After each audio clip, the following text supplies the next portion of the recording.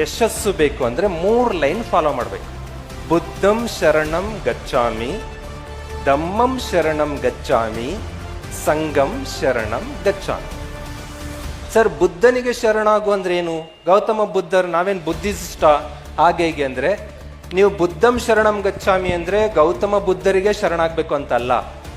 ಬುದ್ಧಿವಂತರು, ನಿಮಗಿಂತ ಪ್ರಬುದ್ಧರು, ನಿಮಗಿಂತ ಗುರುಗಳಿಗೆ ಶರಣಾಗು ಅಂತ. ನಿಮಗೆ ಗೈಡ್ ಮಾಡುವ ರೈಟ್ ಗುರು ಇದಾರಲ್ಲ, ನಿಮ್ಮ ಟೀಚರ್ಸ್, ಅವ್ರ ಮಾತನ್ನು 100% ಕೇಳಿಸ್ಕೊಂಡು ಅವ್ರನ್ನ ಕರೆಕ್ಟಾಗಿ ರಿಸೀವ್ ಮಾಡ್ಕೊಂಡ್ರೆ ಬುದ್ಧನಿಗೆ ಶರಣಾದ್ರಿ ಅಂತ. ಬಟ್ ನಿಮ್ಮ ಬ್ಯಾಡ್ ಲಕ್ ಕೆಲವೊಂದು ಸಬ್ಜೆಕ್ಟಿಗೆ ಟೀಚರ್ಸೇ ಸರಿ ಇರಲ್ಲ. ಟೀಚರ್ಸ್ ಸರಿ ಇಲ್ಲದಾಗ ಬುದ್ಧನೇ ಸರಿ ಇಲ್ಲ ಅಂದ್ರೆ ಬುದ್ಧನಿಗೆ ಶರಣಾಗೋದೇನು ಬಂತು? ಅವಾಗ ಅವ್ರು ಆಲ್ಟರ್ನೇಟ್ ಕೊಡ್ತಾರೆ ಗೌತಮ ಬುದ್ಧರು, ಧಮ್ಮಂ ಶರಣಂ, ಧರ್ಮ ಗ್ರಂಥಗಳಿಗೆ ಸರೆಂಡರ್ ಆಗ್ರಿ. ಪುಸ್ತಕಗಳಿದಾವೆ, ಪುಸ್ತಕಗಳು ಓದ್ಕೊಳ್ರಿ, ಅದ್ರ ಮೂಲಕ ಸಕ್ಸಸ್ ಪಡೀರಿ.